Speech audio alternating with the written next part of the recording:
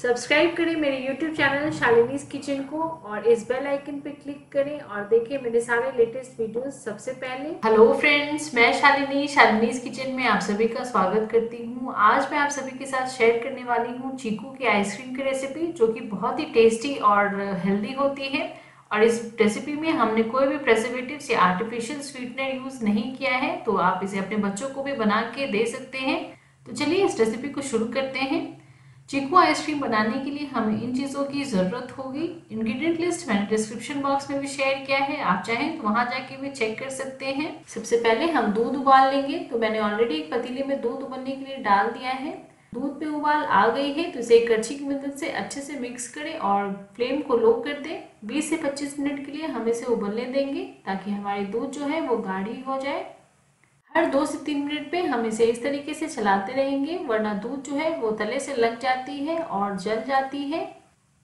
हमारी दूध कुछ 25 मिनट से उबल रही है, तो मैंने इसे अच्छे से मिक्स किया और फ्लेम को मैंने ऑफ कर दिया है। फिर मैं डाल रही हूँ शक्कर, कुटी हुई इलायची, इसे भी अच्छे से मिक्स कर दें। और अब हम इसे एक साइड पर रख देंगे ताकि ये बिल्कुल ठंडी हो जाए। यहाँ मैंने आधी चीकू ली है जिसे मैंने बड़े टुकड़ों में काटा है और बीज को मैंने फेंक दिया है, और आधी चीकू को मैंने ऐसे छोटे छोटे टुकड़ों में काटा है। तो चलिए अब बड़े टुकड़ों को हम पीस लेते हैं। यहाँ मैंने बड़े टुकड़ों को मिक्सर में अच्छे से पीस लिया है और यहाँ हमारी दूध भी अच्छे से ठंडी हो गई है।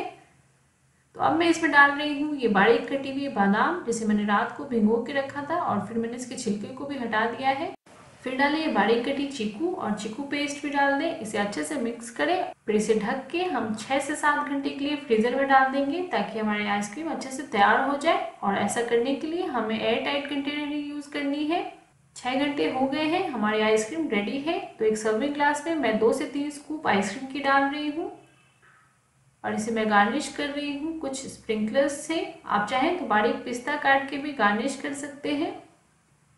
अगर आपको मेरी ये वीडियो अच्छी लगे तो प्लीज़ इसे लाइक और शेयर ज़रूर कीजिए। एक बार फिर मुलाकात होगी, तब तक के लिए बाय बाय।